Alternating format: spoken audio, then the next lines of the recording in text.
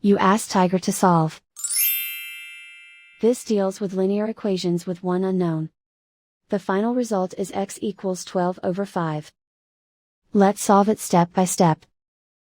Group all constants on the right side of the equation.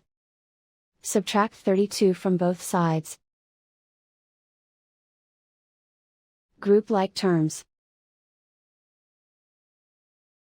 Simplify the arithmetic.